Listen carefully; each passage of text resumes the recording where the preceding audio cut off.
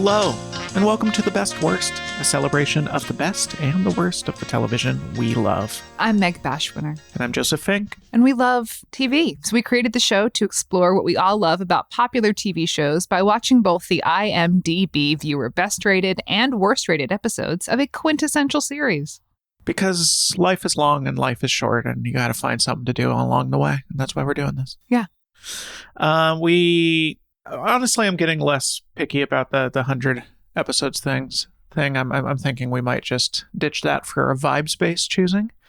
But we do still generally exclude premieres or finales because those tend to have inflated ratings. And we're looking to watch the television show at its absolute best, not at its most important or cliffhangery.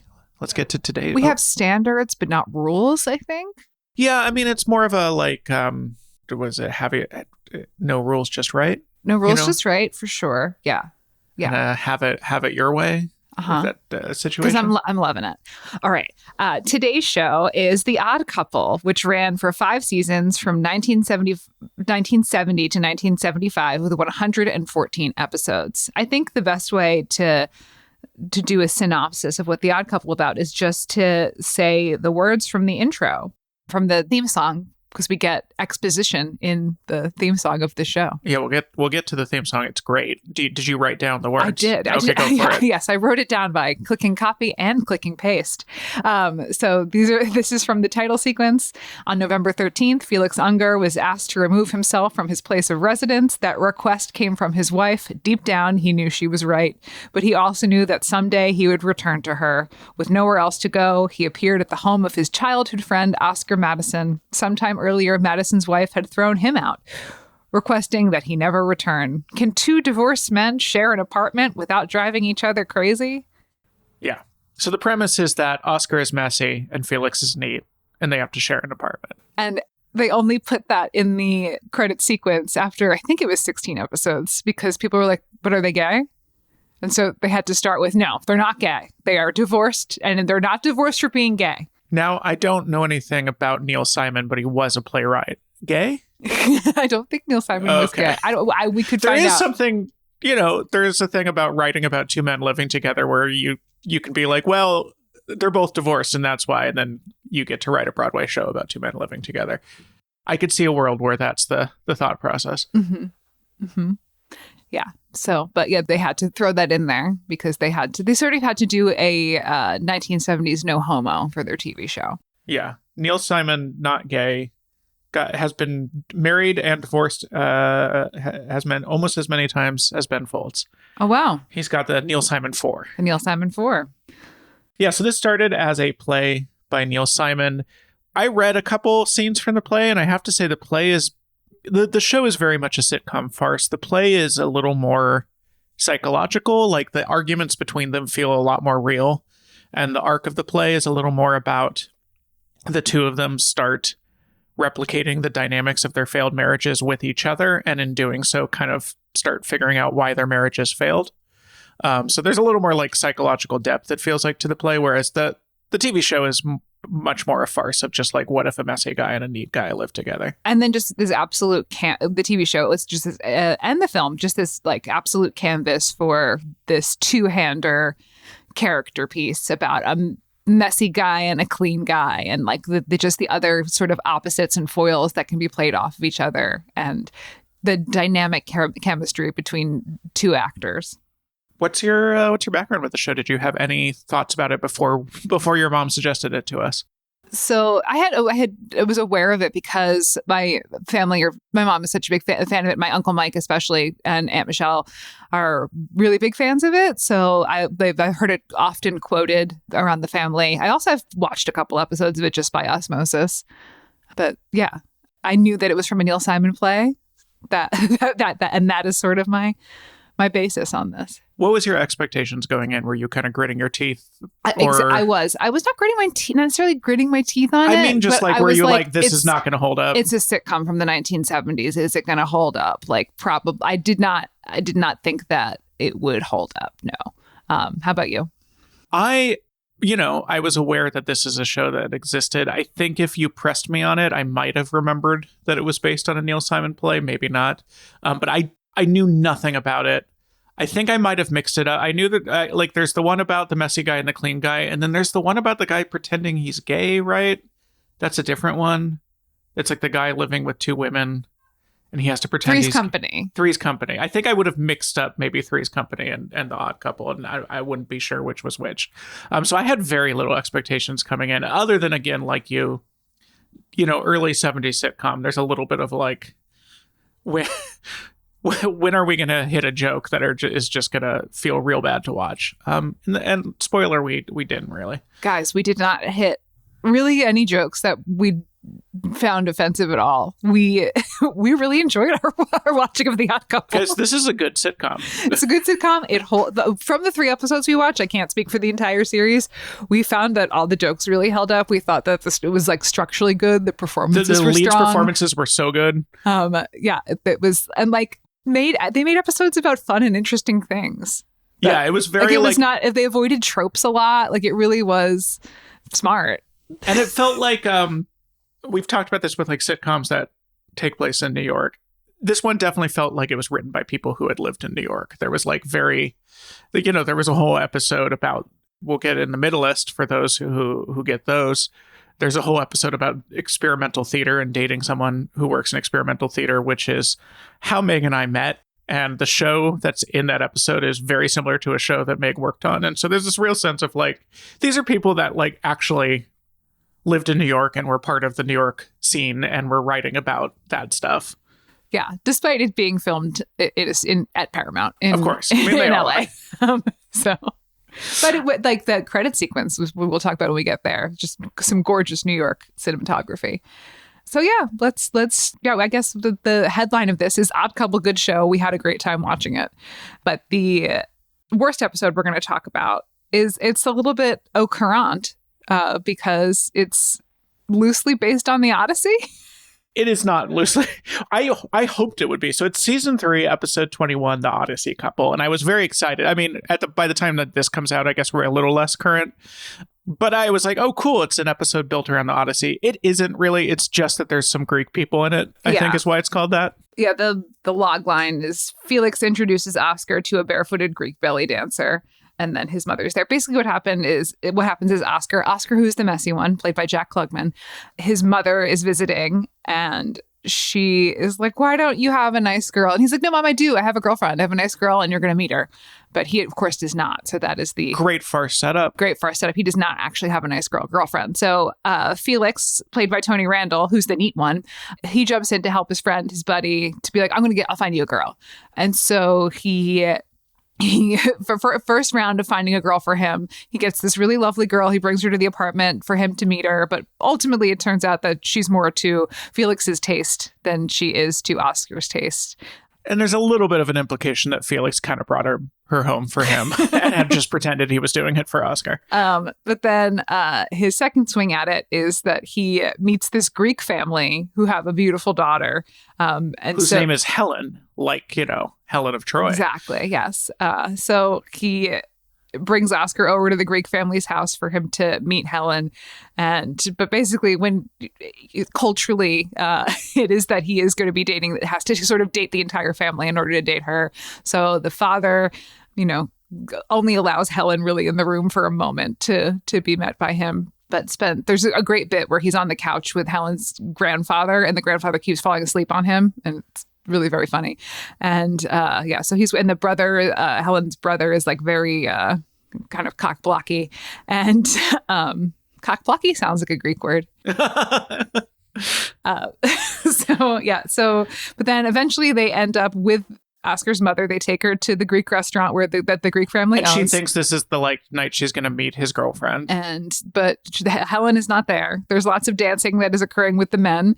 And also Helen's dad is really hitting it off with Oscar's mom. Yeah. There's some chemistry there. And then Helen comes out and does a belly dance and everyone has a really good time. They're all like drinking and dancing, and that is this episode. Yeah, we weren't clear why this was the worst. And our only guess is just that the third act is a lot of watching people dance, and maybe people weren't into that. But I found it entertaining. I mean, there's this whole thing where both Felix and Oscar do jumping in the air and kicking dance with the dad, and then Oscar belly dances with Helen.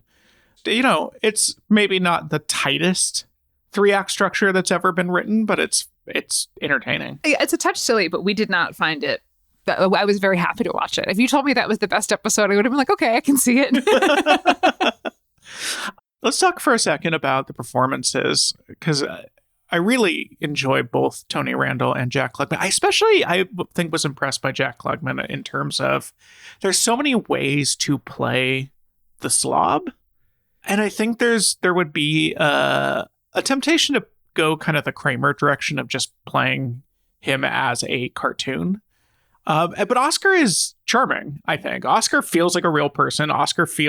You can see why Oscar still gets dates despite being kind of a mess, because he's a Rizzler. He's got some Riz. And he's got a cool job. He's a sports writer for like a local paper. Yeah, and he's not like messy in his presentation. Like he he is a bit. There's some jokes where his ties are tied in like ridiculous ways. I guess because it is the 1970s. So like, oh yes, he looks messy, but really he's just like a guy in a suit that is like slightly less like hairpin straight than Felix's is. Like the vibe of Jack, I said this to you while we were watching it, but I think he could have played Tony Soprano very well. He has kind of a Tony Soprano vibe, and I think if he pitched his presence on screen a little more threatening versus silly, I think he would have pulled off Tony Soprano. Okay. That is my belief. Yeah. But yeah, both characters are very lovable. I think they have frustrating aspects to their personality, as most humans do, but they're both really endearing to watch and very endearing together. And we'll talk about that in the best episode. But yeah, Tony Randall, also very entertaining. I did, looking him up, I found, so he was with the same woman until his 70s, and she died. And then in 1995, at the age of 75, he married a 25-year-old and had 2 children with her, which means that Tony Randall, who passed in 2003, has 2 Gen Z children who are, I believe, still under the age of 30. This man who was starring as a middle-aged man in 1970. Just wild life choices happening there. But, good for her. Get that back. Yeah, by all means. But people need companionship. People need fathers too, but not so important. Hopefully she remarried some other rich dude. Yeah. Yeah, she had the money at that point. Yeah. There's a point where, so when he pretends to call his girlfriend, he's doing the classic thing of actually calling the phone line that tells you the time, which recently I was reading Iris, a picture book that I believe is from the 70s, that it was built around the time phone line. And I was having to try to explain to her what it was, and she was so completely uninterested. Well, our phones still do tell us what time it is. It is true, just in a very different way. The woman playing his mom is the same age as him. I didn't check that for her. I did actually check that. She just appears to be. I can look it up. I have her name right here. They have a friend who's a cop, who's one of the more realistic cops I've ever seen on screen. He's an absolute idiot, and he loses his badge and then finds some other cop's badge and then is laughing at the other cop for losing his badge, even though he also lost his badge. Played by Al Molino, who was on Happy Days. He was Arnold, right? On Happy Days, I'm pretty sure. Oh, yeah, probably. Okay. The woman who played his mom was born in 1904, and Jack Klugman was born. Real-time research here, folks, to find out. He was probably born later than 1904. Because he wasn't 70. He was born in 1922, so... So possible. Yeah. Within the realm of biologically possible. I mean, even sociologically possible, right? Because she would have been 18, which it feels like at that era was not an unusual age to be having children. I didn't write this down, but there's a scene where when Felix brings the woman home for Oscar that he ends up with, Felix at first pretends to be going to the movies, but first he's like, I just need to grab some fruit. And he just starts stuffing a banana and several apples into a plastic bag. And just the idea of showing up to the movies with a plastic bag with a banana and 2 apples. No, there was grapes in there. How delightful would it be to eat a little bag of fruit during a movie? It's just, I just never had seen anyone even suggest that that's what you do at the movies. Just bring your banana. That's great. I think I'm going to bring a little bag of fruit to the movies next time I go.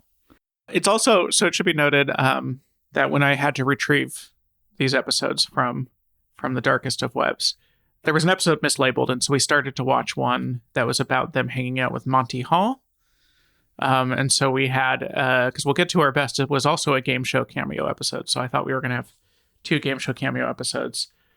And my only note from the first scene of that is there's a great visual gag with a mattress in which Oscar burns a hole into Felix's mattress that is like 5 feet wide and goes all the way through to the floor.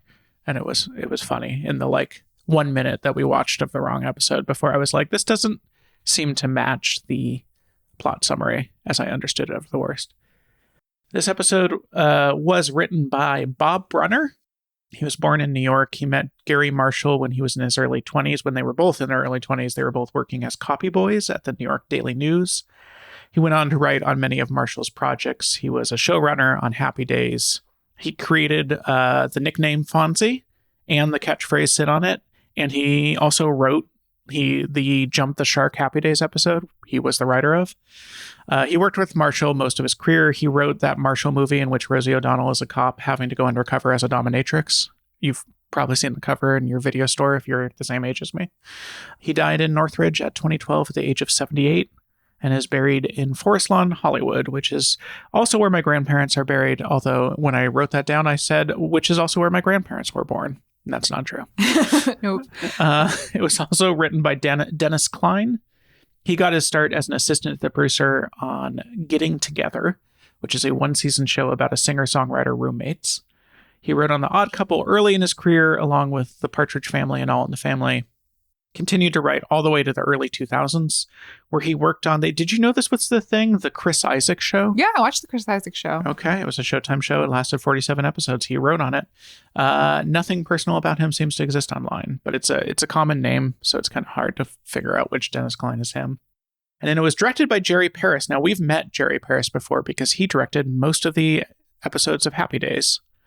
He started as an actor playing the neighbor on the Dick Van Dyke Show. He started directing while on that show, moved fully to directing. He directed all but 18 of Happy Days' 255 episodes. He directed a ton of sitcoms. He died a couple weeks before we were born at Cedars-Sinai Hospital. So that is who made this the worst of the Odd Couple episodes that I thought was a pretty funny episode of television. I do too. We should talk a little bit about Gary Marshall. So, yeah, tell us how the show was made. Okay. So this show is kind of interesting. It kind of represents a pivot in the industry for Paramount. Paramount was like failing in like on the verge of bankruptcy in 1966. And being, conglomerates, large conglomerates are often opportunistic. So the large conglomerate Gulf and Western, which was like a auto parts tire company and like a oil drilling company. That sounds right. Bought Paramount in 1966. In 1967, they bought Desilu from Lucille Ball, who at that point had bought out Desi. So they bought it from her for $17 million, which in that time money, I think was like $160 million. So Lucy did great. After the Gulf and Western purchase of Paramount, there was a push to make Paramount Television become a thing. They got the guy from CBS Television to run the program over there. And they bought Desilu, so they were able to pick up some property, some shows from that, and then they also started making shows. And it's actually it's in the media right now because of the Paramount Warner merger nightmare. But I found this funny in the research for this was that when Gulf and Western bought Desilu came with 2 studios in Culver City and the original RKO Pictures studio, and the antitrust laws made it so that they had to sell the Culver City studios because you couldn't own 2 studios near each other. Yeah, because there was concerns of a monopoly, and now there is one company that wants to own all of television and movies. So yeah, I found that to be interesting. We can talk a little bit more about that. But okay, so let's get to Gary Marshall. Gary Marshall was from New York, born in New York City. He's Italian. I think that's fun. The classic Italian last name, Marshall. Well, so his father was Anthony Masciarelli. And he changed his last name to Marshall because of, you can't be racist against Italians, but racism against Italians. And so, no, you could back then. it's less possible now. Okay.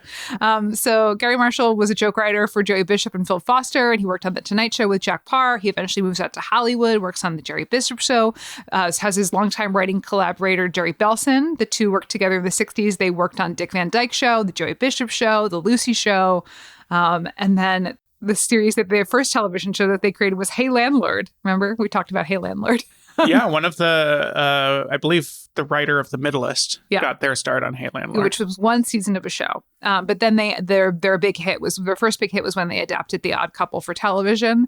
And that sort of really opened the door for him to create Happy Days and Laverne and Shirley and Mork and Mindy, which all came from that. And then he went on to write and direct a ton of films that he's like really well known for. He directed Beaches, Pretty Woman, Runaway Bride, The Princess Diaries 2, Royal Engagement. So he wrote and directed. Gary Marshall still with us? No. Oh, okay. He died in 2016. He was 81. R.I.P. Yeah. He's cremated at Forest Lawn, Hollywood Hills. There you go. Yeah. His sister is Penny Marshall, who was in The Odd Couple, was in Laverne and Shirley, was also a writer and director in her own right. She directed A League of Their Own. Which is, one of the better movies. One of the better movies. So that is, so how things got started over there. The Gulf and Western thing is really interesting. Just the gobbling up companies left and right. They were they pivoted sort of in the 60s and 70s. They were, they bought Simon & Schuster. They bought a ton of record companies. They eventually buy CBS. Were they the first? Because this is really common now. All of the media companies now are owned by companies that also make laptops and drill oil and whatever. And have amusement parks. Yeah, it's all of entertainment is one thing. But I wonder, was Gulf and Western the first kind of outside company to be like, oh, we can just buy all of entertainment? Yeah, and also by the New Jersey Zinc Company in 1966 for its stake in Quebec Iron and Titanium. Yeah, I mean, when we look at what's happened to television, one thing that has happened is the collapse of enforcing monopoly laws. We talk about Paramount, but also, there was, so for a long time, movie studios owned the movie theaters. It was a direct kind of, the movie theaters existed to show the movies that belonged to the studio that owned it. And then that was declared a monopoly. And so movie studios are no longer allowed to own movie theaters. Although Disney owns El Capitan Theater in LA, I'm not sure how that works. But now, of course, the whole idea is the studios can't also own the distribution. But now, of course, Paramount Plus, HBO Max, all of these studios now own their own distribution system. So we're right back in it. No one is enforcing anything about that. And then same here with Paramount, this idea that, if you own two studios near each other, that could be a problem. And now the Ellisons are trying to buy up all of Hollywood, so that basically it'll either be the Ellisons or Disney is who will own everything. And Netflix. Netflix, although Netflix tried to buy. Netflix tried to buy it, but there was a hostile takeover. There was a bunch of crazy shit that went down. Essentially, the Ellisons are heavily overpaying for it. They're also super over leveraged. It's a lot of bad debt. Basically, Oracle's some bad financial measure that I'm too stupid to understand is at the worst it's been for Oracle since 2008. They seem to be real on the verge. It's possible that Oracle collapses before they can finish this deal because they're really driving it into the ground, trying to buy up everything. They're buying with more money than they have or can borrow. Really. Yeah, and they're borrowing bad money too. They're borrowing from the Saudis and they're just. Guys, it's a big old fucking mess. And all you have to do is just say you're going to buy CNN. And then you can, because the president hates CNN, because CNN actually reports on what he does. So all you have to say is, hey, Mr. President, I'm going to buy the news network that you hate, that you're obsessed with. And I'll make it nice for you, just like I did with CBS. So right now, the state of California and the entertainment unions are suing to prevent some of the unions. DGA is in the Writers Guild, but I don't think SAG has. SAG has commented on it, but they want protections. They're not going to. I think SAG is betting that it's going to go through and wants to try to get on the good side. Yeah. Well, so this morning it would appear that the Ellisons at least are genuinely worried they're going to lose this one because David Ellison wrote this absolutely mealy-mouthed op-ed in the New York Times that was like, no, don't worry. I'm not a right winger. You can put me in charge of everything. And it was just like an amazing article because his whole thing is like, don't worry, I'm not right wing. But then he refuses to say what his politics are. He's like, who can even explain what's in a mind? But, I believe conservative things and liberal things, like all Americans. And it's just like, first of all, no, all Americans What's don't. the conservative thing you believe? Yeah, we were talking about this. Like, the liberal things you believe is just that you should get to smoke weed and not get arrested because you don't think you should get in trouble for any crime. And then the conservative things you believe are that homeless people should be shot on sight. Like, the liberal things that these people believe are always just that they should have the freedom to do whatever they want. They're like, yeah, I believe in abortion for my family. Yeah, and like, that's the liberal thing, like, I believe. What do you mean, like, just like all Americans? I don't think I hold a single conservative value. Yeah, well, but the Ellisons really do seem to be under the delusion because there's people who have the conspiracy theory that they put Barry Weiss in charge of CBS in order to destroy it. I don't think that's true. I think these people are very stupid. Oh, they're very stupid, and they think that the free press is great. Yeah, and Barry Weiss is stupid too. She thinks she's a genius and that there is this untapped market of Americans that just believe conservative things and liberal things. And the truth is there aren't. And so that's why no one is watching CBS now. I don't think it's an intentional destruction. I think these are just very stupid people. That's my belief. And that's there. your rant. And then The Odd Couple. Let's get back to it. I hate to sully the beauty of this show, just because it's a Paramount show. But I think it's important that we discuss where TV was then and where it is now, and how it will have no future. So anyway, and we can always maybe watch episodes of The Odd Couple, except you can't. Yeah, well, you can. You just have to go in deep into the catacombs with a computer with a good virus protector and really find them down there. Because shame. they have been fully wiped off the internet. Yeah, why aren't you on Paramount Plus? The Odd Couple. Let us get to an ad. Oh. Let us throw our phone at our computer and then let us get to an ad break, followed by our intermission.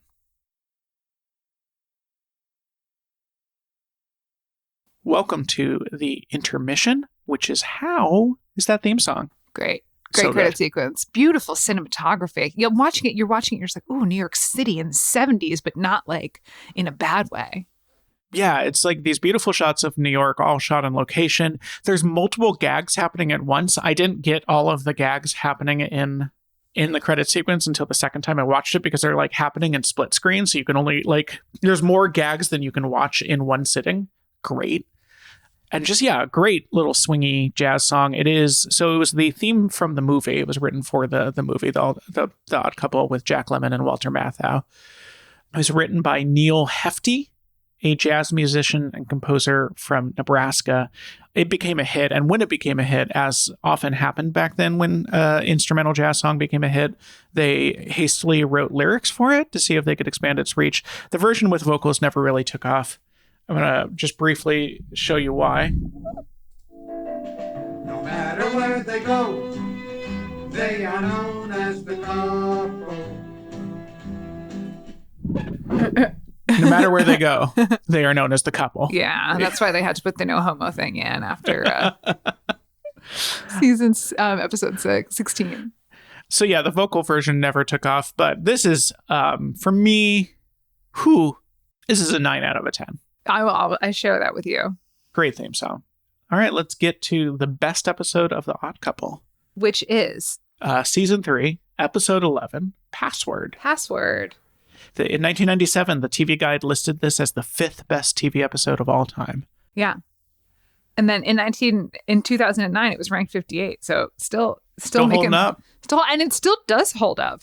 So this is Oscar appears as a celebrity contestant on the game show Password with Felix as his partner, with guest stars Alan Ludden and Betty White as themselves. Yeah, so they were a real married couple, and Betty White really did meet him on the set of Password while playing Password.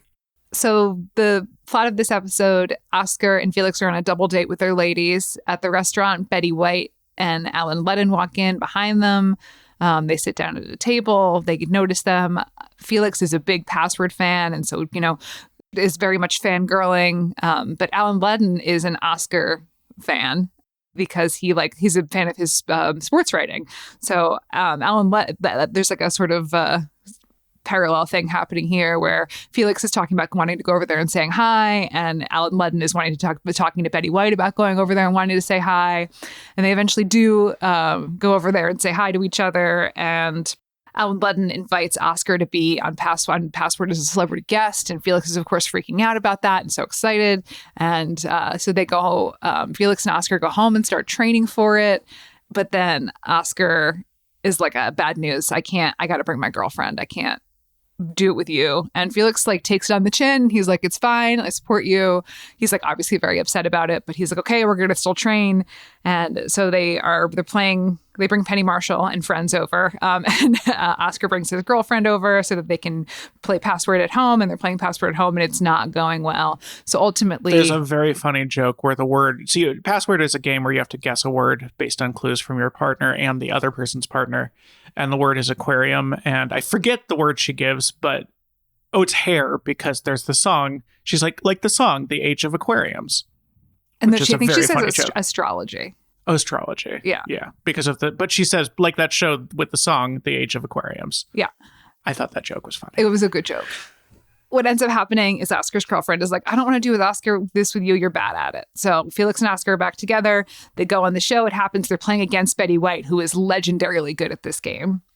And they, the big joke from this is Aristophanes, which is a clue that Felix gives to Oscar. I don't remember what the password is. Birds, because Aristophanes wrote a play called The Birds. Yes. So it's just it's not going well. But the word is birds, and the first clue that Felix gives to Oscar is Aristophanes. Eventually they do find their rhythm. Yeah, it's done in this absolutely brilliant little joke of just how in sync they can be when they're really paying attention to each other, which is the word is ridiculous, and Oscar gives him Aristophanes right back, but with a little stick on it. And Felix immediately picks up. He's like, "Oh, ridiculous!" And it's a great joke to have that come back that way. Yeah, and I feel like Aristophanes is an oft quoted line from this show. They do end up losing, unfortunately, to Betty White, because you can't beat Betty White. Yeah, and that's why she's Betty White, and you're not. And is that how this episode ends? Yeah, they lose, and so they have to. I think Oscar gets to stay, but Felix, because he's the celebrity guest, but Felix has to get replaced with the next normal person, and Felix throws an absolute tantrum about it. And I do think that's where it ends. In real life, Tony Randall was really good friends with Alan Ludden and Betty White, and was a regular player on Password, which is presumably how this episode ended up happening. And it's great.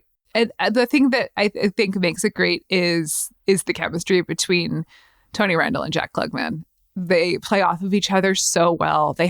There's so much unspoken work that the two of them do with each other that we as an audience are seeing, and it's just it's so dynamic, and it's funny, and it's interesting, and they create so much story and so much relationship through the spoken words, as well as the all the body language and eye rolls and takes. And this was the first season of the show. This is not in the first season, but the first season of the show, they filmed on the film set, I want to say, of the movie at Paramount with single camera. And then they added a laugh track. And so they had to, they hated it. Everyone who was working on the show hated it. They were like, this sucks to work this way, because they would have to pause, and then they would put in the laugh track, and it was just awkward and uncomfortable. It was not a great way to create this sort of art. Eventually, in the second season, they put them on a bigger set. They do 3-camera. They do live studio audience, and then they end up they throw in some laughs to sweeten it in post. But for the most part, it is live in front of a studio audience, which I think is the best way to do this style of television, because the laughs are real and you as an audience can connect to the live audience that's there. Yeah, it makes also playing bigger feel, I think, a little more natural, because if you're playing to in a live audience, you're going to play things a little bigger than you would to a camera that's right there. It's I think a huge difference in sitcom acting now, is mostly sitcoms are shot with, on quiet sets with the camera right there, and you're going to going to do smaller performances that way because that's what feels natural there. So this show never had great ratings. I think it was on Friday nights, which is a tough night for TV, but it was never had great ratings. It was among the top 30. Oh, no, it was never among the top 30 Nielsen ratings. But both actors were nominated for Emmy Awards each year of the show's run. Jack Klugman won 2 Emmys in 71 and 73. Randall won in 75. When he won in 75, it was right after they had been canceled. Klugman was nominated for a Golden Globe in 72 and won one in 74. The show was nominated for an Emmy for Outstanding Comedy in 71, 72, and 74. To date, these are the last Emmy nominations to a sitcom airing on a Friday night. Interesting. Yeah. One note so I looked up Alan Ludden and Betty White. I didn't know a lot about their relationship, and it's always interesting, like, how did these Hollywood marriages go? They were together until Alan Ludden died of stomach cancer in the early 80s. And Betty White never remarried. When asked at one point why she never remarried, she said, "Once you've had the best, why bother with the rest?" And in as late as, I think, 2009, she was on James Lipton's show. And he asked her, if there's a heaven and you get there, what do you want to be told? And she said, "Welcome in, Betty. Here's Alan," is what she said. And I think that's very sweet. It's very sweet. They seemed like a very good couple. They both really enjoyed, I think, word games and kind of really matched on that level. I also, let's look at my notes. There's a scene where they're both wearing pajamas, like full body pajamas, but because it's the morning, they have now put robes on over their pajamas. I don't understand what that's for. You're already wearing clothes. A robe is for, like, when you're not wearing clothes. I want you to be very clear, Joseph. These are not gay men. They have so much clothes on. They have to wear so many clothes to bed. How you can't? They could not see each other's cocks. They were wearing so many clothes. They have really interesting jobs. I mean, he's a sports writer, and then Felix is a portrait photographer. You never see either of them at work, at least in the episodes we watched. But. You know what's funny is that those aren't jobs anymore. I mean, portrait photographer, depending, like, there's not a lot of them, but a few people have that job. You definitely would need at least one roommate. Yeah. Sports writer, yeah. Sports writer, again, there's like 3 people doing that job. And also I was going to say that you always really like an episode in which the characters play a game. One of your favorite episodes of Friends, you told me, was like the game one. When you were like telling me about, you're trying to show me an episode of It's Always Sunny in Philadelphia early on in our relationship, and the one you chose was the one where they all play a game. You really like it when the characters play a game. I do. I mean, I really like task-based theater, which is what gameplay is. I mean, in this one, it's scripted, but I love watching Game Changer because I like to watch people play a game. Yeah, it's entertaining. This episode was written by Frank Buxton. He was primarily an actor. He started in theater in the late 40s. He was the voice of the titular character in the 1960s cartoon Batfink. It has over 100 episodes, so we could cover Batfink. His last acting credit is additional voices on The Garfield Show. His first writing credit was with writings by on Woody Allen's first movie, What's Up, Tiger Lily, which is the one that was I believe, Japanese movie that Woody Allen bought the rights to, and then the whole thing is he dubbed it with like a script he wrote himself full of silly lines, much to the dismay of the Japanese filmmakers who weren't told that their film was going to be used as a joke. Anyway, Frank Buxton contributed jokes to that. He eventually retired to Bainbridge Island in Washington, did improv and theater there until he died at 87. And then it was directed by Alex March. He got started directing on Lamp Onto My Feet, a very long-running religious series. It ran from the 40s almost to the end of the 70s, or to the end of the 70s, almost to the 80s. He directed regularly from the late 1950s on. I learned a lot of possible shows we could cover just by looking at his credits. There's like The Naked City. He ended his career 30 years later in the 80s with The Mississippi, about a lawyer who practices from a tugboat that he sails up and down the Mississippi. What a bizarre and great premise for a TV show. Let's remake it. We're remaking shit that's not this is the issue. Yeah, we're remaking stuff that already was done well. Let's remake The Mississippi. That, I think, failed after like 8 episodes because clearly they didn't do it right. Let's can do it right. Remake Hey Landlord. Yeah. I can find very little biographical information about Alex March, but according to the wiki for the TV show Dallas, he died in 1989. And that is our team. Having watched these two, what are your feelings now about The Odd Couple? I'm really happy that something can hold up. You know, like I feel like we had our like Mr. Ed situation where we found it pretty entertaining, and we were like refreshed by it because it was just so silly. I feel like The Odd Couple was not silly, but was like pretty arty actually, and being able to feel refreshed from that, I felt good.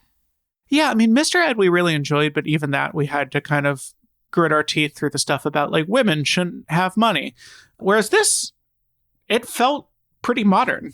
Now, if we watched every episode, would there never be a joke that really felt not great these days? Probably not. But in the three we watched, I was pleasantly surprised by how not shitty the worldview of the show was. Yeah. And just as far as like dynamic casting goes, writing goes, performing, I think they just perform the crap out of it for those people in that live audience.